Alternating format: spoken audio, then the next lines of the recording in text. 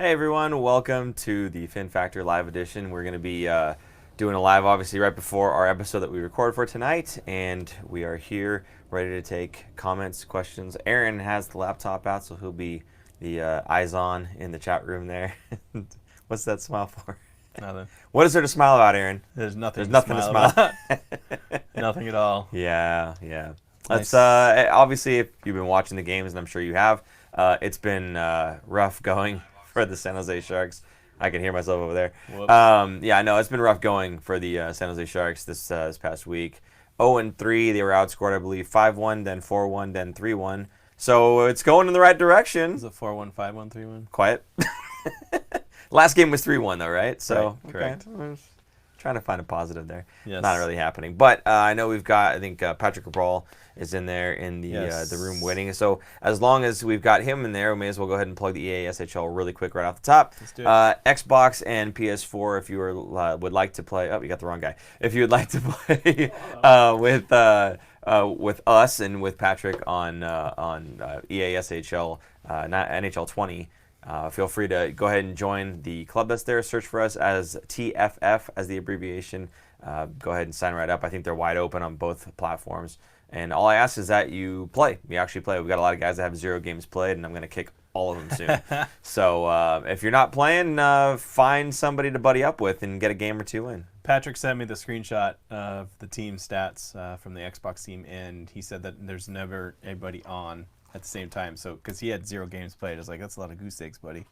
He hasn't got anything in there yet. So there's only a handful, I think 2 guys on the Xbox team that have actually played games together. So if you're on Xbox and you're looking for a team to play on and you want to join, please do, and talk amongst yourselves and figure out a night that you're going to play together. Well, it's funny you say talk amongst yourselves because we actually do have a Discord channel now.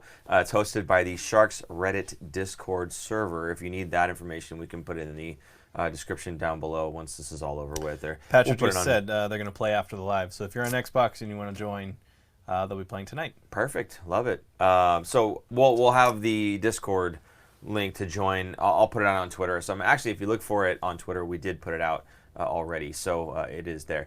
Anyway, there is a channel that's in that server, and that's where people can go and kind of chat with each other. Nothing's really going back and forth right now. There's not a whole lot of people in there, but we did have, I think it was Lundy87, I think was the person's name, or their handle at least, and they're asking for a way of communicating with each other. So there you go. Any questions or comments going on in there so far? One comment, one from Ben says, greeting boys, been a while. Hello, Greetings. It's been a while. Deb DeGang just said, Pete DeBoer will be in the hot seat if this continues for the next few games. I don't think so. Not...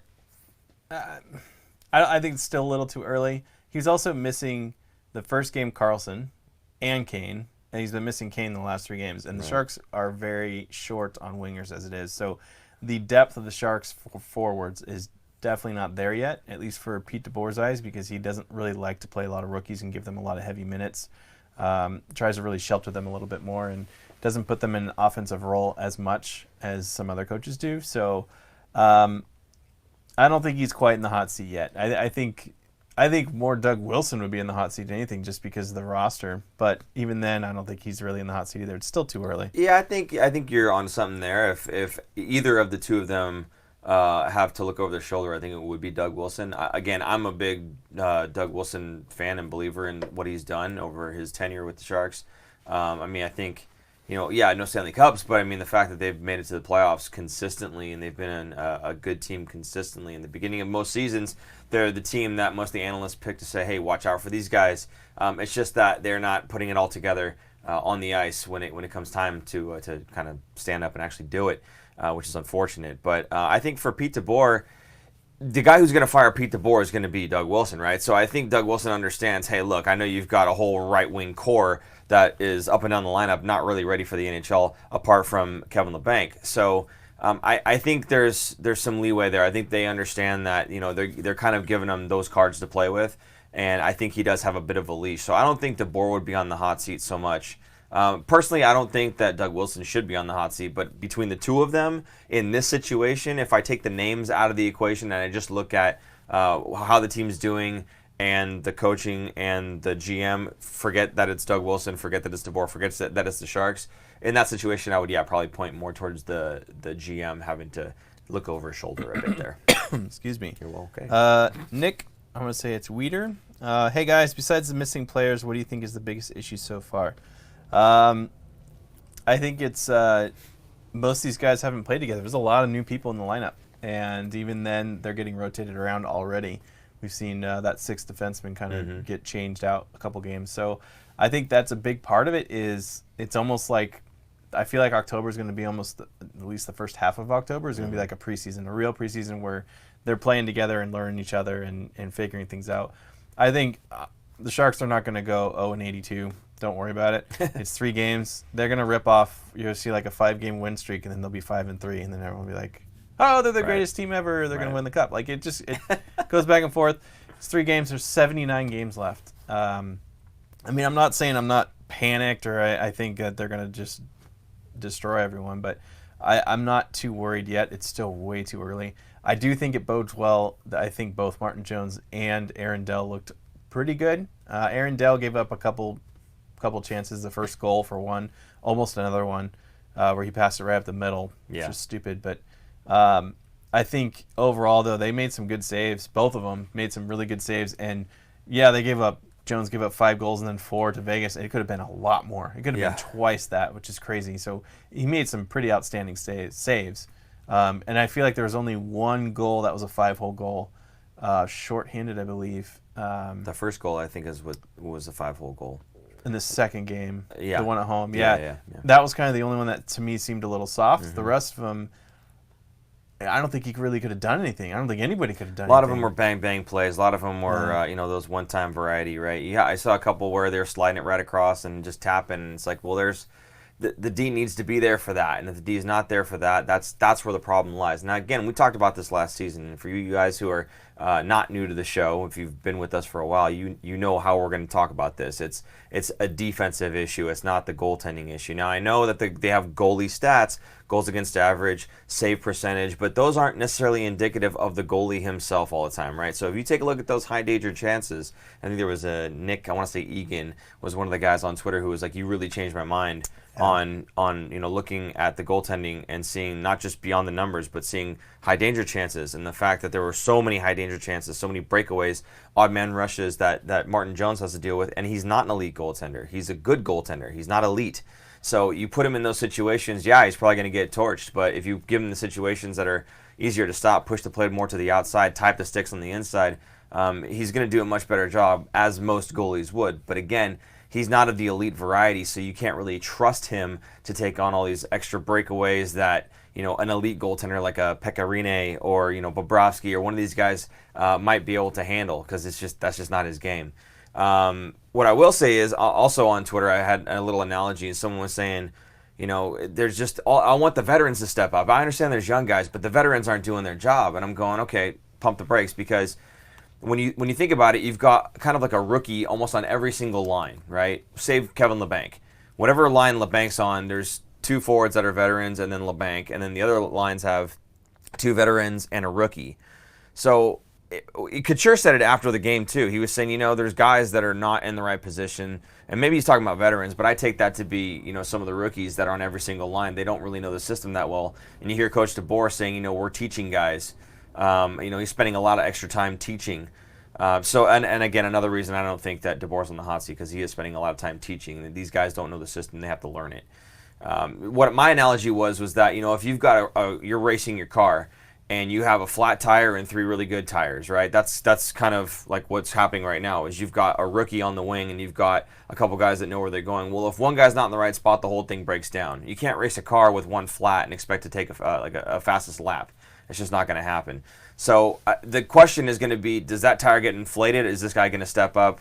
Not step up. Is this guy going to learn the system in enough time, or are you going to change that tire? Is somebody going to get traded to fill a hole that's somewhere, right? So that to me is the question, because right now the Sharks are racing around on a flat tire, and that needs to get fixed. Either it's inflate it or change it. So either this guy needs to get up to speed quickly, because it is beginning of the season, but these points count just like later on in the season, or are we going to see somebody get moved to bring somebody else in? Maybe not like a top 6 winger, soon, but but maybe not a top 6 winger, but maybe somebody who can fill in second, third line and is just good enough, right? So that's that's what I think is the problem right now. I think that every line has a guy that's not quite all there. Even Kevin LeBanc, we saw him control or disconnect. I mean, he was just kind of gliding with the stick out. Yeah. Really poor effort on the back check there, and it leads to a goal. So, you get that kind of effort, and you get the rookies all up and down the lineup, too. There's not one solid line that has all NHL veterans on it, and that, to me, is kind of the issue. We're going to come back to that LeBanc effortless effort, in a way. We're definitely going to cover that in the episode. That's going to be coming out tomorrow. But did you see Carlson slam his stick right after that? Yes. Yeah. In frustration. Yeah, tomahawk. Another thing to talk about. Yeah. Going back a little bit, Ben and Gunsry. I'm probably butchering that. We're going to hear this a lot probably this season. And Gunsry? No. Because we're short on wingers. Yeah. How about putting Burns in forward? Our Right. offense needs help, and Burnsy can help solidify our top line. Our D can take a hit. Heck, Burnsy is not known for his defensive play anyway. I'll tell you right now, it's not going to happen. Right. And the reason is the training that it's involved with becoming a defenseman. It's a completely different regimen for training his muscles and muscle memory in a way. So the whole offseason he was training to be a defenseman that's going to play 25, 28, 30 minutes a night versus a forward that's only going to play 18, 20, maybe 22 at the most. So you want your best players out there on the ice as long as you can, which is why Burns is more effective as a defenseman than he is as a winger. Yeah, we saw him, probably, 8 years ago now, 6 years ago, when he was a winger and then went back to defense. And it just, he even said it back then, like he wished he knew what he's going to play because he needs to learn. He doesn't know how to train for it. So, long answer to a short answer of no, we won't see that. To add to the long answer, I guess I'll even disagree. I'll play devil's advocate. Okay, let's say you do put Burnsy up on the wing, and it has nothing to do with when he went to the wing. He just kind of jumped in and started playing, and everything seemed to be okay. He was killing it out there, but I don't see that happening because Pete DeBoer said we tried him on the wing. I didn't like it. He's better as a defenseman. That was straight from Pete DeBoer when he tried it. He did try it a few years ago. I don't remember. I thought Pete DeBoer. He gave it a go. Under Todd McClellan. Pete DeBoer gave it a go. He said we tried it in a game, and they did. I remember they tried it for like one game, and then he went right back to D. He's like, yeah, no, I tried it, and what I thought was correct. He's better as a defenseman. I don't want him as forward. So that to me is the reason right there. It's not about the training, although he's absolutely right. The training is entirely different. But for me, that's not the main reason. The main reason is Pete DeBoer already said he doesn't want it. Mm-hmm. Thoughts on the Middleton hit? Did you see it? I just looked it up. Did not get to actually see the hit. No. It's I'm going to play it for him right now, but here. Okay. Full speed, real time. Yep. And then you're going to see the replay. To me, it looks clean. It's a clean hit. He drops his shoulder to shoulder. They kind of bump heads, but that's just because he hit him so hard. Yeah. And Reeves is a big dude. Yeah. Middleton's not small either, but you'll see it one more time. Okay. Yeah, no, it looks like he gets shoulder to shoulder and their heads kind of bump. Both of their heads kind of bump. It looks like Reeves has his head kind of braced a little bit, like he knows it's coming, and Middleton doesn't really look like he knows that it's coming. Yeah. So to me, again, looks pretty clean. I hate when it's clean and it's Ryan Reeves throwing the hit. Right. I'd love for it to be dirty, just to kind of. I just don't like him. You know what? Here's the thing. I don't like him, but he is very effective at his job. We'll put it that way. What I don't like about that play, nobody from the Sharks stepped up to Reeves. Yeah. It was a big hit. Yeah. And you knocked out one of their guys. Nobody got in his face and said, stuck up for the teammates. I think that's kind of a problem, with this team. We don't have anyone like that. Maybe Kane would have done it if he were in the lineup. Dylan wasn't on the ice. Like, anybody on the ice should have gone out. Yeah. Burns was on the ice as his defensive partner at the time. I don't know if it was a line change. Well, but okay, so you don't trade Burns for Reeves though. That's what I'm saying. Yeah. Anybody on the ice. Yeah. Just get in his face, like. Yeah, if Prout or Dylan or Kane, any of those guys were on the ice, I think you would have seen somebody get in Reeves' face, or should have seen somebody get in Reeves' face. That's my take on that one. But no, I think the hit looked fairly clean to me from what I just saw. At least it's unfortunate for Middleton getting it was concussion, right? Probably because he's on the IR. So so they said week to week, so it sounds like it was pretty bad. Yeah, I think it looked like the way his neck snapped, he probably got a stinger in his neck and a concussion. Yeah. Well, I mean, hey, we wish Middleton all the best there. Unfortunately, looked okay on the hit there. So I'd love for Reeves to get suspended, but it's not going to happen. Yep. Yeah. Sharks just need more practice. I think we have 3 flat tires. I think LeBanc needs to be playing with Thornton on the third line. He was. Don't forget, the Sharks are playing. They played 3 games in 4 nights too. Like that's not a great way to start your season. Traveling for 2 of the 3, so that's pretty brutal. I mean, travel for each one because you went away. Yeah. You had to travel home, then you had to travel away again. So I'm not giving them excuses by any means, but it's just not. It's not an easy schedule. Yeah. Not excuse. It's just the facts. It's just what they had to do. Yeah. Okay, here's a good one from Corey King. Hey, fellas, it's early and it's a long season, but when do we start hitting the panic button and need significant changes? When is too much time to figure it out? It's too early to ask about when do we hit the panic button. Let's put it that way. That's true, but it is. I think the different stages of the season go Thanksgiving. Right around Thanksgiving is you kind of know where teams are going to land. Because look at last year. Last year, was it Anaheim winning the division in the first month? Remember this? We went over this. Mm-hmm. Anaheim was winning. Vancouver was right behind them. I think Calgary was up there. Mm-hmm.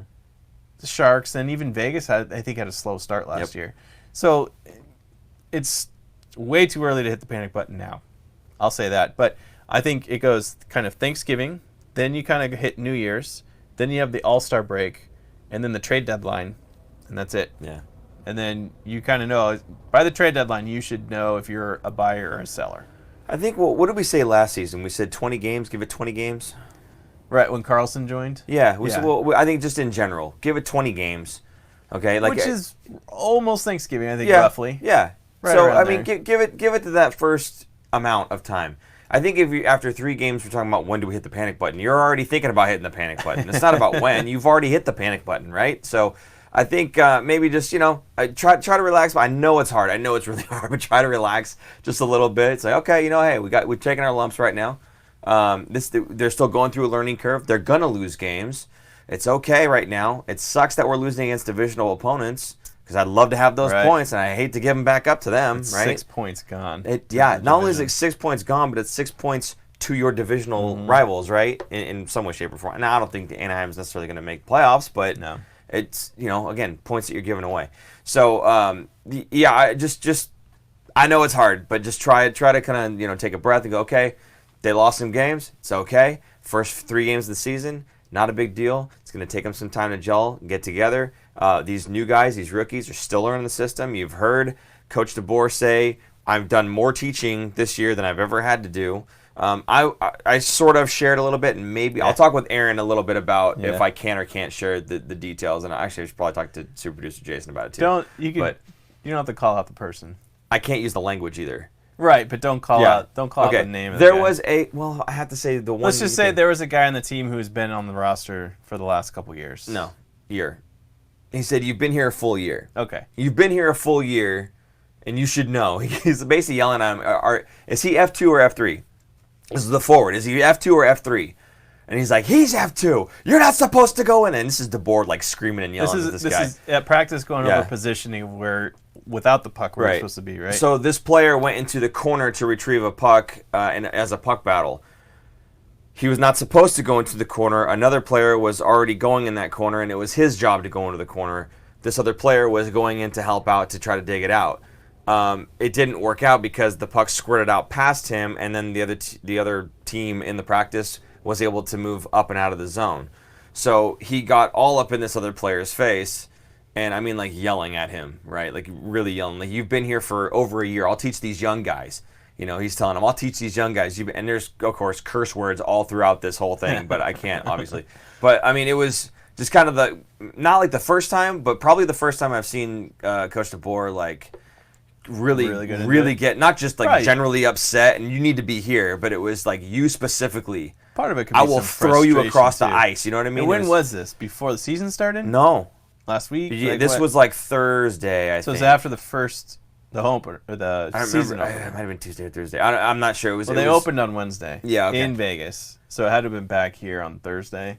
Yeah, I guess so. Saturday or Friday. It's Thursday or Friday. I guess so, yeah. I'm not sure exactly which day it was. I go down there fairly But regularly. the point is, during it was the week. after the Vegas game, and the season had already started. Yeah, the point is, no spots are guaranteed just because you've been on this team for a little bit of extra time. I think they're okay teaching guys if they're going to learn what they're supposed to be doing. The guys that are there, they're expected to know it, especially if they've been there for a year or more, right?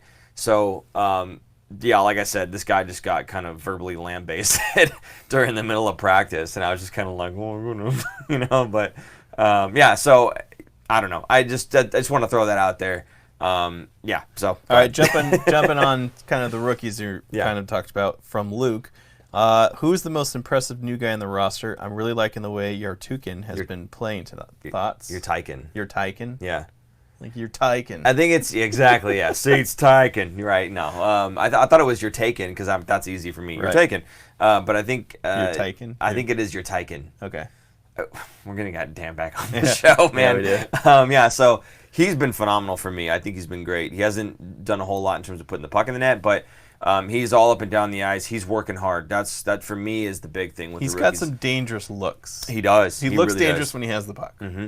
Even without the puck, like I said, during the practice, he was picking Couture's pocket. That's no easy task. So the guy looks really impressive. The other one that's not a rookie, but he's new to the team, is Brzezinski. I really like Brzezinski's game. I think he's phenomenal. He brings all those elements, that crash and bang, that grind. He can score. If you give him the puck and give him the opportunity, he can put it in the back of the net. He's one of those guys. So he's got a very good, complete game to him. Kind of like an Evander Kane to a lesser extent in terms of the overall skill, but definitely a guy I could see playing alongside Joe Thornton's wing. And when they were doing that in practice, I thought he fit there perfectly. So this is a guy that I really hope gets to stay in the lineup because I'd love to see him continue to play and continue to grow, continue to get that gelling with the rest of the team. Because I think that's what they need the most right now is people being on the same page. When you start rotating guys in and out because one guy's not working, you're kind of stunting the growth, right? And it sucks because chemistry too. You gotta get chemistry with your line. And exactly. I think that's what's taking so long. So I could definitely see your Tyken playing up on that Couture line, or I mean, with the hurdle too. I could see either one going there. I think Radil. I'm not too high on Radil right now. I'd like to see him kind of take a step back, get Brzezinski in there, get your Tyken in there, get Evander Kane back, and if we need to have another guy step in, even then, I think there's other guys that could fit the bill better than Radil could. Yeah, and one of the guys that I like is Bergman. I think on the fourth line, not like on a scoring role, but I think he brings a little bit of that grit, sandpaper. The sandpaper after the play, getting in people's faces and giving a little face wash and stuff. Like I love that. I think the Sharks missed that. Yeah. Just look at the Blues and look at the Vegas Knights. They do that stuff all the time. I almost said the wrong word, but they do that stuff. Which I don't like a lot of it, but there's got to be some kind of emotion coming out, right? And just I like what he does, and to me he's like a Reeves but lighter. He's not as big as Reeves, but he goes out there and he hits hard. And he chases down pucks, and he's actually a really good back checker. He's a forechecker. Yeah. So he gets some turnovers and forces them, which I think they had talked about in the preseason as well, because he was doing so well. I missed where. Thoughts on he not getting any time from Like Tiger? Going way back a little bit, Like a Tiger. I just don't think. I don't think DeBoer likes him. I think it's as simple as that. I think. He's got to get his trust, and he's just not there, and he makes some mistakes and gets benched for it. I said it last season. I'll say it again this season. I really do think that Tim Heed could benefit from a trade. Yeah. I think he's an NHL caliber defenseman, not a top guy, but he can definitely play more than the 6 or 7 minutes that they're probably going to give him. It was Trevor Carrick got 7 minutes, was it? I just looked it up. Yeah. The last game that they played, Trevor Carrick came in because Middleton was on the IR. 7:06. He got 7 minutes and 6 seconds of ice time.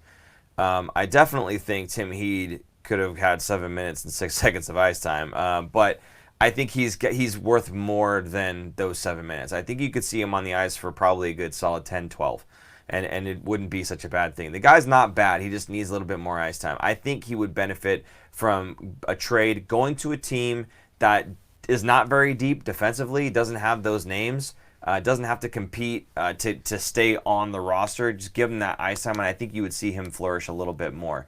he's a good offensive weapon. Like, he thinks the game really well. You can tell he's kind of like a lighter version of like an offensive defenseman. And he's not like the strongest on the puck or anything, but, you know, for that style of player, that's not really what you're looking for. I don't know. I think Tim Heed, like I said, if he gets traded, it'll be the best interest for him, and I think even for the San Jose Sharks. I like his contract; it's cheap, but beyond that, maybe they could package him with Dell. Yeah, and, no, Dell's not going anywhere. I guess they don't need to because they moved Bebeau. Yeah, So Dell's there's not no going logjam anywhere. there. I'm just wondering, like, if people wanted Heed, well, you got to take Dell with them. Yeah, just it's more of a cap space thing. I think get rid of just I like think a at this contract point, that's smaller. at this point, unless they're going after a scoring winger, which you're not going to get a scoring winger for a $2 million backup in Aaron Dell and a guy that's not cracking your roster in Tim What Heed. if you get someone that needs a new change of scenery that's older, like a veteran? Maybe, who yeah. can still play and they're just not doing so hot. Maybe. I'm not saying they're going to. I'm just like there's other options out there. I'm kind of saying that they're going to. I think you're going to see a trade in the not so distant future. You know, I think one you're guy going to that see something. I always forget about is Shimmick. Yeah, He's coming back soon. Yep. That's going to really solidify, That's- stabilize the defense, which is what people are saying in there. Yep. I think you're right. I think at that point, then the problem is just going to be the forwards, trying to get them to mesh and See, gel all but even together. then, when you get Shimmick back, you still have Prout and Heed, right? rotating on that 6th spot, Yeah. right? So I think you could unload one of those guys, honestly. Yeah. Like, yeah, you're an injury away, but you know what? Every team is an injury away from having to call somebody up. So it's not like this is nothing new. This is nothing that's specific to the San Jose Sharks, right? So I don't know. I definitely could see one of those guys getting moved and you bringing in something that you actually do need. You don't need to have a 7th defenseman waiting in the wings. You need to have a right winger who can put the puck in the net. It doesn't have to be somebody who's prolific at it, just good enough and better than what you're able to ice, right now. So if guys like your Tykin and Brodzinski, if they're not able to, start producing offensively, I think, maybe they kind of fall a little bit on the depth chart. You see somebody else get a trade, maybe a pick goes with them. Maybe one of those prospects gets moved with them, and then you see a right winger come in. I kind of feel like that's what's going to happen, but I don't know. Here's kind of a good question. We still don't finish our checks. Why? That's from Ben and Gunsry. I think it's Pete DeBoer's system isn't to finish checks. But if you think about it, when you're hitting all the time and you're finishing your checks, you tend to get hurt more. And I bet there's more games played in the last couple seasons since they've switched kind of their system than there was before when they were hitting everybody. Guys just don't get hurt as much. Our own guys, I mean, because you can hurt yourself when you're hitting somebody. Yeah. That's just a thought. I don't know if there's any backing to that, but No. I mean, it's just the system. You throw hits, and it's still taxing on your body. When you absorb a hit, it's a little bit more taxing, obviously. But when you're throwing the checks, it's more taxing to you. Now, I think that's no excuse for not finishing a check. I think every time you should be finishing a check. The reason is you're going to wear them down more than you're going to get worn down. And so then you won't really need to be finishing your checks as often as the game goes on because they're already going to be beat up and tired. They're going to make mistakes more often. So that's kind of my reasoning behind that. But I would like to see the Sharks actually do finish their checks. I mean, even little guys like Sorensen, right? He goes out there and when he has the opportunity, he throws his body around. I'd like to see these guys who are a little bit bigger than Sorensen, namely all of them, go out there, maybe save Kevin LeBanc or your Tykin, right? Or Dylan Gambrell. I can't imagine LeBanc landing in it. He's fast. Doesn't mean he gets He's hit. fast. Hey, man, you get hit with a tennis ball hard enough, it hurts, right? You don't have to get hit with a bowling ball. So all I'm saying is, yes, I agree with you. I don't know why they don't finish their checks. I would like to see that more often. I'm not saying go after people necessarily, but when you have the opportunity and you're like a couple feet away and the guy's about to unload a pass, don't just get your stick in there and kind of skate and turn hard. Put your stick in and try to block the pass, but drill him, And I'd like to see that more often, and we just don't see it at the Sharks. Why? I have no idea. I was just going to read one here. Do you guys think Ferraro is from Christopher Lindsay? Do you think Ferraro has played too well to warrant a demotion? Maybe when Shimmick comes back, they put Ferraro on right D instead of running Prout or Heed. No, and the only reason I think that he will get demoted is because he can. He doesn't need to clear waivers. and he's going to need more ice time to develop rather than getting 6-7 minutes a night. He's the kind of guy that you want getting 20, 22, 24 at the AHL level to really be in more situations that he wouldn't be at the NHL level, so that he can develop. So then next season, when Dylan is gone, he's going to be up because Dylan's contract is at the end of this year. So I think he's definitely primed to be sent down, and those other two guys are just going to plug in that hole and get those 7 minutes a night because DeBoer just does not play those guys. So let's see. Left side, Vlasic, Šimik, Dylan. Right side, Burns, Carlson, and Heat or Prout. Right. This is kind of why I feel like one of the defensemen is going to get moved soon, because you've got 8 guys who can play in the NHL. Ferraro's one of them. He can play. Now, I'm with Aaron. I think he needs to have more ice time than what he's getting. So playing at the AHL level would be great for his development. Having said that, I think if you unload Heat, let's say that, okay, you trade Heat off. If there is an injury, you can call up Ferraro and be confident that he's going to play well. We've already seen him play well. Despite the Sharks, getting wrecked these last few games, I thought Ferraro played really well. He jumps up in the play. He's not afraid of anybody. He's a smart player. He's a very smart player. You know what I mean? And I don't know. I could definitely see him making the NHL roster sooner than maybe some other folks may have anticipated. But I could definitely see him being like the first call up if we do have an injury on the defensive side. So another reason I feel like one of those guys like a Tim Heed is expendable. Because again, I think he needs it. I think he needs a change of scenery. And B, because if we do have an injury, we don't have to worry about, oh man, we traded away Tim Heed. You've got a guy in Mario Ferraro who can step in. I mean, think about that. Really, now the weakest spot is that third right wing. Right, you've got Burns and Erik Karlsson. Right D. D. You're right D. Sorry, the third right D. So on your left side, you've got Vlasic is solid. Dylan's to me is pretty solid. Yeah. And then you'll have Šimik, who if he plays anything like he did last season is pretty solid. So I think on the left side, you're pretty good up and down the lineup there. So now it looks like on the right side there's that one guy. Well, it's no wonder that the guy who's in that hole, either Prout or Heed's not getting much time, because now you have to compete with Erik Karlsson and Brent Burns for ice time, right? Yeah. So it's almost like you only need the 5. You can let the other guy go. It doesn't, because he's not going to get that much time anyway. And again, if you did trade one of those two and say Prout gets hurt, you could throw Ferraro in there and he'd still be able to play. So I don't know. I think it's expendable. I agree though. Ferraro is he looks phenomenal. I'd like to see him get more ice time, but he's probably only going to get that at the AHL level, right. like you said. It's better for him to develop at the AHL level at this point. Where did that go? Sorry. Corey Kling. Do you guys think the Sharks might have a leadership problem? Do you think problems arise with a changing of captains and alternates? I don't think there's a leadership problem. There's so many leaders in that room. It's not just the captain and just the alternates. There's many that don't wear the letter that are also vocal, and the guys know what to do. And again, it's not. And I know you said earlier you're not panicking, but it's not time to panic. Like it's not a great way to start the season. 3 games, in the hole, and then not scoring 3 goals total. At least they haven't been shut out in any of the games.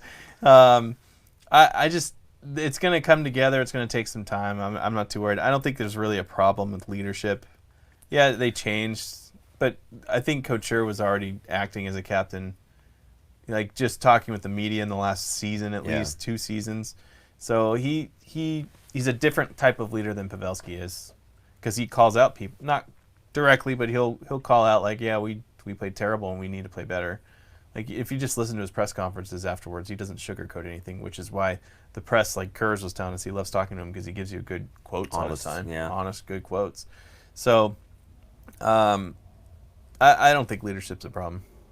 I don't think leadership's a problem. Obviously, we're not in the locker room, so we don't really know. But like Aaron said, Couture's kind of, been the face in front of media he and Pavelski as of last season. Obviously, the captain's going to take his time in front of the camera as well, answering for the team. But I think that everybody kind of already likes Couture, understands what he's all about. He's been on the team for a while, so it's not like he's a new captain coming from another team where they don't know him. He's a new captain, but it's the same guy that you've had in the team the whole time. I think he's about as vocal as he needs to be. Whether that, I don't think that you can point to him and say he's not being a good leader, and that's why they've lost 3 games. I know that's not what you're saying. I'm just saying there's other people who are like, yeah, Couture's not looking good as the captain. It's like, well, you can't point to him and say he's the reason that the entire team is not performing well. I think I don't think that there's any sort of, now I will say this, I think it's kind of strange the alternates being Joe Thornton and Brent Burns as the alternates there. Their style seems to be a lot different. They seem to be a lot more loose, freewheeling. Everything's funny and got everybody in a good mood kind of thing. That's kind of, from everything I've read, from everything I've seen, that's the type that they seem to be. Now, in the middle of a game situation, maybe that's different. I don't know. But that's just kind of how they feel, and I don't think that Couture is that way. I think Couture is more like Taves, like a Captain Serious kind of guy. So, he expects the most out of his team. When it doesn't happen, he's not worried about trying to get team morale back up and going. He's going to call you out. It's different. Yeah. It's just a different style of leadership. Yeah. It's neither better or worse. Right. It's just different. Do you think, this is from Luke, do you think LeBanc has an attitude problem because of his contract? Like, does he think he should get special treatment just because he saved us with his contract? And then follow-up from Patrick, LeBanc's lack of hustle in Anaheim game is unacceptable. Should DeBoer have benched him in the 3rd period of that game? I actually went back to look, and I remember I was watching, I think I turned the game on right when that goal was scored, like a minute before. And I was like, who was that was just coasting? And I watched the replay. I'm like, that was LeBanc. I thought it was. Yeah. That's terrible. And I assumed he was going to be benched the rest of the game, and he was not. He actually had a lot of ice time in that game. In fact, I had it pulled up here.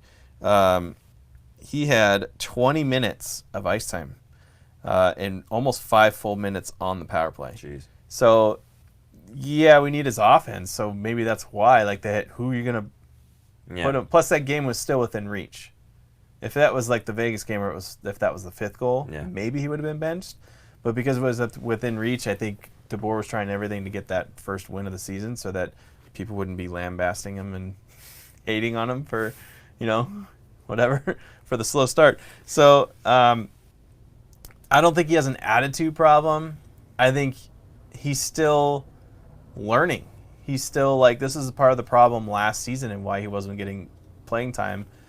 Remember, before the All-Star game, he was saying, he would play 70, 80% of the time, play really well, and then there's a couple of mistakes that he made. There's definitely one right there.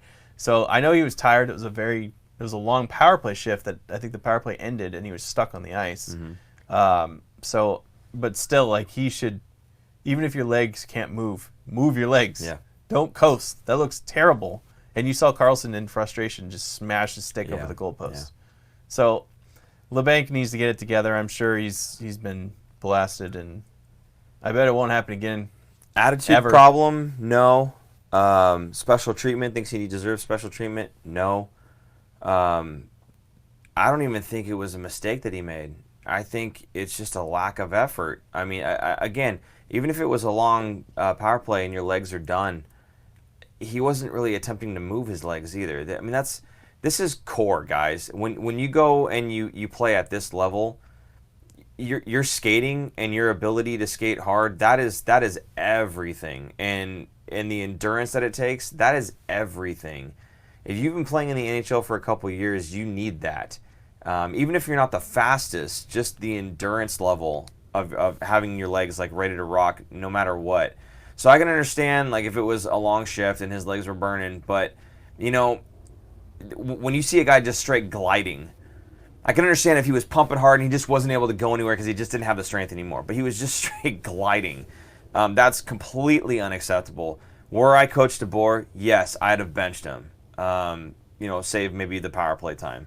Because if you're not going to put the effort in, I don't want you on the ice. Right. Maybe give him a break because he was the whole line, everybody was tired, but I don't know. I don't. You know why? I don't understand it because I feel like DeBoer would never shy away from benching somebody for something like that. Yeah. No, if again, in practice, if DeBoer is willing to scream his head off at a guy who was trying to go get a puck when he shouldn't have been trying to go get a puck, than in a game situation where a guy is flat out not giving the effort. At least in the practice, the guy was giving effort, trying to go get the puck, but he was just doing the wrong thing. He was in the wrong position. That is a mistake.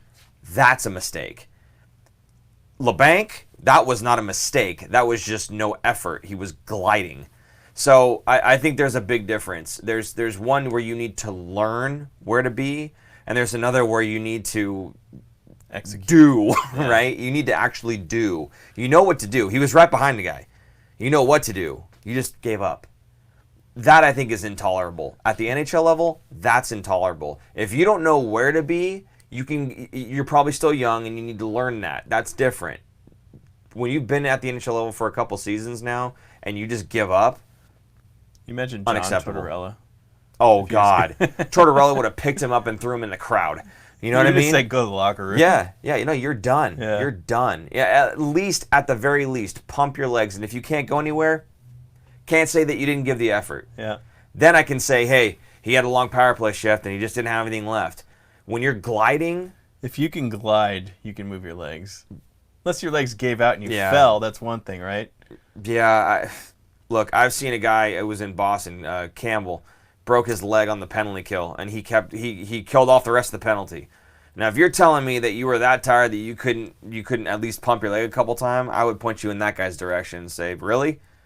That's a lack of effort. That's all that is. That's a lack of effort. And you got to question a little bit of heart there, too. Now, I'll say this, too, and we'll jump to the next topic here. If Kevin LeBanc is trying to get a big contract for the next season, this is the exact wrong way to go about doing it.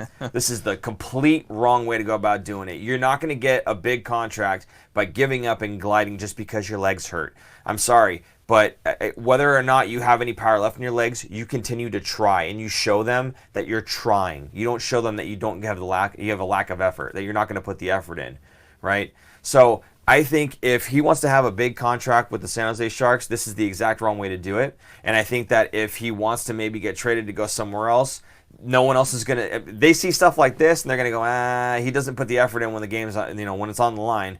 When the guy's about ready to put the puck in the net, he wasn't trying to track him down. If this is something that becomes... No, all I'm saying is that this is something that becomes... I just don't think it will be. I hope not. But 3 games in to your brand new contract... I think even then, you could easily trade a $1 million contract for a 60-point player. Sure. Any team will take that. I don't think he's untradeable. No, I'm not saying he's untradeable. I'm saying if after the season is over, you want to pick a guy up and you want to have a big contract, when they took a look at replays like that, if that continues... They're not going to give him a big contract. They may sign him to a $1 million, but that's not what Kevin LeBanc wants. Right. So if you want to be stuck in the mud spinning your wheels, go right ahead, keep doing that. But if you're actually looking for a big payout and have a big, long contract, this is the exact wrong way to go about doing it. All right, real quick, we'll do some plugs. Be sure to like our video and also subscribe if you have not already. We are so close to 2,000 subscribers. Please get us over that hump. I'm also going to plug our store for our merch. We got shirts, we got hats, we got stickers. Go get them. Go get them.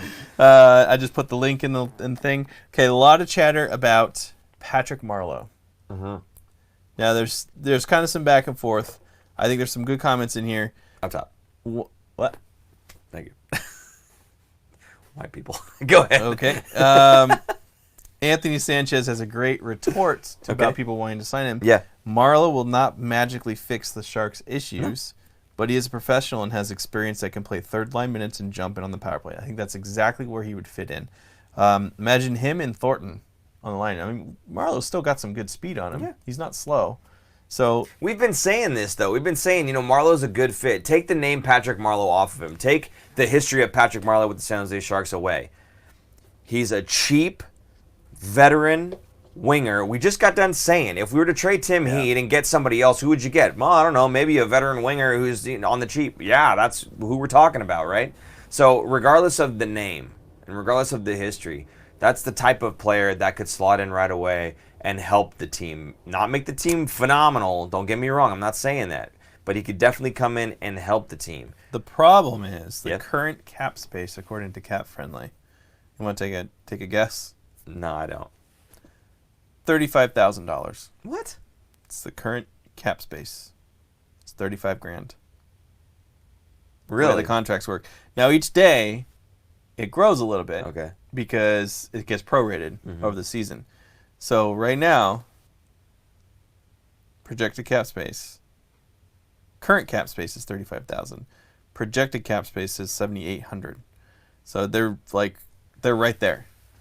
So I think that's part of the problem. They can't sign Marleau. Okay, but that's also, is that including... Even the cheapest salary, they can't sign him. But is that including guys that are on the IR right now? And we're going to push guys Projected down? long-term IR used is 692,000, which is what, Shimmick and who else is on IR right now? Middleton. Prout and Shimmick and Middleton. Those three are on IR. So you just said 3 defensemen. One of those is going to slot in. The other ones are going to drop down, right? Yeah. Well, maybe not Prout. Prout will be sticking around, and Heed will be sticking around. It's one of these guys is going to get let go. That's just the way I feel about it. I don't know. I was wrong last season. I think I should have been right last season, but that's what it is. I don't think they can sign without moving a piece. Yeah, that's the problem. Okay, you're gonna move a guy down to the AHL like you're Tyken or something. No, like that. I'm just saying like they would probably trade somebody to open up like Heed for a draft pick. Right. I'm saying somebody that you move Hello, down. Winnipeg. Right. Somebody you move down, their salary goes off of the Sharks' cap hit though. Yeah, but when you're bringing one on that costs more. Yes, you are. But that's what I'm saying. If you unload one guy, the guy that you replace him with, one of those guys is going to go down. So you'll get a little bit. So the 35,000 isn't entirely accurate, right? Well, it's because they brought some of those guys up. Exactly. So you're going to move those guys back down. That's my point. So we might see more of those moves too, just for caps. But purposes. you know what? Like, again, there's 3 days in between a game. They're going to send a guy down. Yeah. He's not going to go anywhere, and then bring him back up. To that point though, what other player are you planning on bringing in if we're going to bring in a right winger? What other player are you planning on bringing in that's going to be that cheap? Right? I don't know. Patrick Marleau is like the best fit. Like he really is. And again, I understand people going, "Oh, we need to stay younger. Stop living in the past, whatever." Again, take the name and everything off of it. He just makes sense from his cap hit, what it would be, and what his position is, his veteran presence. You're not teaching a new guy. You may have to relearn like the system, but he has played the Sharks system before. So I don't know. I think to me it still makes sense. I'm not begging for it necessarily, but to me it makes sense. Fire away. Brian Boyle's another one that people want to bring. Yeah, I think Brian Boyle would be great. I think he's a center, right? So he'd be a good fourth line center. Yeah, he's pretty good at faceoffs too, if I recall. Yeah. I think it's he'd be a great ad. And to your point, it pushes Goodrow off of the center position, puts him on the wing. Yeah. Like a Tiger, what's the bet Doug just has to wink to Marleau that he can't find or get the deals he wants to make him? Wait, what? He has to wink to Marleau that if he can't find or get the deals he wants, he will make that move. Oh, okay. So Doug's he's saying that Doug is like kind of wheeling and dealing, trying to figure something out right now, and if none of that works, then fine, I'll sign you. That's what he's saying. Yeah. Right. Yeah, maybe. I'm actually kind of surprised at Marleau. I mean, maybe he has been asked by other teams, and he's really trying to stay on the West Coast, so he's limiting himself to. I mean, Carolina wanted him to play. They tried to really convince him to play. So I think it might be more on Marleau just kind of holding out for a super West Coast team, maybe even Arizona, Anaheim, LA, although they don't really have much space or room. Yeah. Anything else you want to add? To Marleau thing? Brian Boyle, this is from Jacob Lyons. Brian Boyle is a face-off specialist. He tips pucks, and he's a character guy, and he can play center or wing. Yeah, I think that would be a fourth-line center. Then you could put Carlson and Goodrow. I kept thinking. I can't even think right now. Anyway, I think Goodrow on the wing is better than at center. I think he's a better winger than he is a centerman. So I think that would be great. Yeah. That would be reminiscent of 3 years ago now when we had who was our fourth-line center that we brought at the trade deadline that went to the finals? Eric Fair. Yeah. It'd be like that. Yeah. No, that to me, makes sense. I like that. Yep. It's a matter of cap space, though, but... Right. Assuming they can move someone. But we have enough defensemen, and Winnipeg has none, so... This is true. Maybe Winnipeg doesn't want to pay for it. Whatever. I don't know why nobody picked in the fantasy drafts. If you guys watch the fantasy drafts, I don't know why nobody picked Dustin Byfuglien. Because he's not playing? Did you not know that? Yes, I did. Don't you remember? I was joking about it the whole time. Like Dustin Byfuglien's still available, guys. Someone drafted him in the last round. No. In the last round. Oh, okay. Like a throwaway pick, whatever. Yeah. Just in case he came back. Okay. I just think it's silly to sit on him. Yeah. You could just leave him on the free agents list. Yeah. Yeah, we'll talk about that in the show about the fantasy teams. Okay.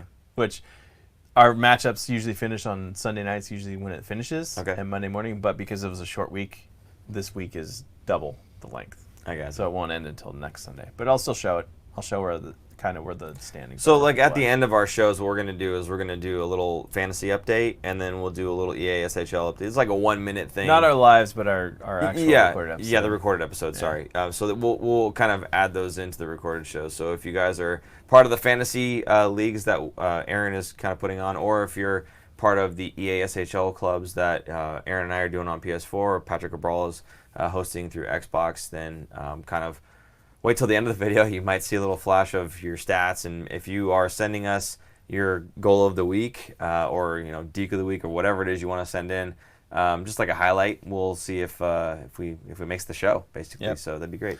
Real quick, let's do a roll call, and we'll have Jason just throw them up on the screen so you can see. Good question here though from Corey King. Any thoughts on the upcoming schedule for the week? So they're playing in Nashville on Tuesday. Ugh. Then Thursday at Chicago, and then Sunday home against the Flames. So kind of rough. I mean, every team's pretty decent these days, and the Sharks are not playing so well. So going into Nashville on Tuesday, I think the Sharks are going to come out on all cylinders. They're frustrated. Yeah. They're pissed. DeBoer's pissed. Everybody's angry. Everybody wants to score some goals, more than one in a game. I feel like they're going to pull it all together, and they always somehow seem to play very well in Nashville in their history. Like, they always just seem to do really well there. Okay. Maybe it's because we always beat them in the playoffs, but I feel like they always play pretty decent in Nashville. I remember last year they played in Nashville, and they destroyed them, and they were building up that game. Sounds like someone just dropped their water over there. They were building up that game because it was like, Nashville was known for having the best defenseman, and then the Sharks signed Carlson, and so that was like the defenseman's battle, and the Sharks destroyed him. So, anyway, I think Nashville's going to be a good game. I think Thursday in Chicago is going to be a lot tougher. I think Chicago's better than they were last year. Corey Crawford's health is okay, but they do have Leonard now, but their defense is still a mess. Duncan Keith and Seabrook, those massive contracts, and they are terrible. I think that's kind of hindering them. That's kind of their Achilles heel is their defense. And the last game is in Calgary? Home against Calgary on Sunday. Sunday game, it starts a little earlier. It's 7, not 7:30. Yeah. For those going to the game. Yeah, I mean, I can't make predictions or anything, but I'm with you on the Nashville one. I think they are going to come out storming and ready to rock. However, you would have thought that they'd come out storming and ready to rock against Anaheim, but again, that was a back-to-backer, and they had to travel too. So, hopefully they come out hard against Nashville. I'd love to see that. I'd love to see them just kind of take all their frustrations and just unload. The thing is, after a game like that, again, now you're going to Chicago. Sometimes you kind of empty the tanks because you're so mad. And you do, even if you do really well in Nashville, you go into Chicago and you've kind of emotionally just unloaded, and all that weight's off your shoulder if you do win that game. That one might be kind of one of those slow down games where, hey, they looked really good, and then what happened in Chicago, right? Yeah. So I'm not sure how that one's going to go. I will say that, Calgary being another divisional opponent, I would love to see us have a really good game against Calgary. Calgary's a really good team. I don't know if their goaltending has really been a little more solidified. They've got the same too, right? No, now it's Riddick and Mike Smith's gone. It's, that's right. Talbot? Oh, is it Talbot? I thought it was Talbot. Okay, so I don't know if that's good enough in goal for Calgary or not. Talbot and Riddick. But it really comes down to their defense too, and how well their system is, keeping the puck away from those two guys. If the Sharks can get to those goalies, I'm pretty confident that they'll be able to bury the puck. But who knows? They've got a lot of really good players, Giordano and Goodrow, namely, and then Chuck is on there too, right? So that's a tough one to swallow for in Calgary. I really want to see a good game out of Calgary. Yeah, it'll be a rough one. So I'm looking forward to the Nashville game. I'm not expecting too much out of Chicago, but then all eyes are going to be on that Calgary game for me because it is another divisional opponent. I really hate to give away more points to the division. So. What's nice is the Sharks come back they play on Thursday, but they don't play until Sunday, so they get a little bit of a break after traveling. And it looks like the Flames play back-to-back. They're playing the Golden Knights the night before in Vegas. So Flames go to Vegas and then back-to-back, Saturday, Sunday, play the Sharks. So that could bode well. There'll be a tired Flames team. Yeah, hopefully a beat-up play. As I say, that game is going to be probably worth watching. Yeah, I think the Flames. And so that's a brutal. They have Tuesday, Thursday, Saturday, Sunday schedule. The Flames do. Wow. So if the Sharks don't win that game, they'll be in trouble. I think they should win that game. That's a schedule win right there for the Sharks. Yeah? I think. Okay. At home, 3 days rest after a little mini road trip. Opponent's got a back-to-backer. Calgary's 4 games in 5 nights or something, or 6 nights. Like that's pretty brutal. Here's another question from Scott Kemp. Is goaltending a real issue? No. Have you watched the 3 games? Like, I thought Jones and Dell, minus maybe 1 or 2 goals. Dell, the one that he gave up, he passed it. But that's not even the goalie being soft and letting the puck in the net. That's just the goalie making a gaff, right? If he doesn't make that pass, it probably doesn't go in the net. So, I mean, positionally and goaltending, like position, like he was fine. Right? It was just that he made a really stupid play, and he kept doing it too. He kind of kept going out and playing the puck. I'm like, just get back in the net, get back in the net, get back in the net. Dell's a very different goalie than Jones. He's more aggressive and more he active. Likes to play he's very active. He likes to play the puck on his stick. So it's a different look, and I don't mind it. I like it. It's different than Jones because it gives the Sharks a different look and a different feel, and it throws the other teams off. They're not used to a goalie that can do that. So I think it's a little bit better, like kind of a change of pace in a way. Yeah. So I don't mind it. It's aggressive. I like it. I like it when it's more aggressive. I mean, Nabokov used to do it all the time, and it would drive me nuts, but it was also exciting because you're like, oh my God, he's going to get it. Well, Stalock too, right? Oh, yeah, Stalock for sure. Yeah. So I don't mind it as much. I like the more aggressive goalies than not. But anyway, I don't think the goaltending is a problem at all. I think the goaltending actually looks pretty solid. And if you watch those games, it could have been a lot worse especially against Vegas. Yeah. Anaheim maybe not as much, but Vegas had many, many more high danger chances that Jones. They were shooting high glove a lot. Yep. And he was getting his glove on it a lot. So he was working on it. You said it last week, I think. He was working on nothing but that in practice because every team's been picking on it. I was saying in practice, guys the puck's going in when they're shooting at high glove. That's I don't know if he's actually working. That's what I was saying is I want you to work on it. So maybe he has. But yeah, no, he snagged a lot of pucks. And it's funny. You only really see the goals when you're looking at like say Twitter updates or whatever else. And if you're watching the game, sure that too. But like you see the goals go in, you get to criticize the goals that go in. The big saves that he makes, you don't see somebody tweet out, "Hey, what a great save by Jones," right? It's just there's nothing. When the puck goes in, oh, Jones sucks and whatever else, right? There are plenty of times where he's made really big saves. It could have been a lot worse. And when you have a lot of high danger chances, and I don't know about this season. I know last season was the case. We had quite a few. This season so far, I'm sure we've been outchanced just from what the eyeball test. It looks like we've been outchanced. So, that to me is, again, indicative of the defense. Now, we talk about Bob Bugner coming back in, right? And he's going to solidify that. People are saying, well, Bugner's here. Why are we getting destroyed? Give it time. Okay, so first of all, it's the coach needs to kind of establish it with his team as well as the young guys need to get acclimated to that defensive system as well. The veterans too. That's what I mean. System. Yeah, that's everybody is learning. Everybody needs to learn that system again. Yeah. The guys maybe who've been there for a long time maybe already know what Bob Bugner's all about. Like Burnsy, Jumbo, Couture. These guys already know what Bugner's all about, right? So the newer guy is going to have to relearn or learn that system, fresh because he's new to them. So regardless, I think that again. Basically, the whole takeaway here is, for me, 20 games, don't panic right away. It's going to be a little bit rough going at the beginning here. We have some, a new defensive style to some of these guys. We have a lot of rookies that are playing still. It's going to take them a while. I wouldn't hit the panic button. Give it a solid 15, 20 games or so before we really start going, okay, what is this team all about, right? It's really easy to look at the first 3 games and go, oh my God, we're terrible. It's like flipping a coin, and if you get tails 3 times in a row, you're like, I'm never going to get heads. Again, let's keep flipping it. You'll get there. Let's say this week they win all 3 games. Yeah. What's our show going to be like in a week, right? Yeah.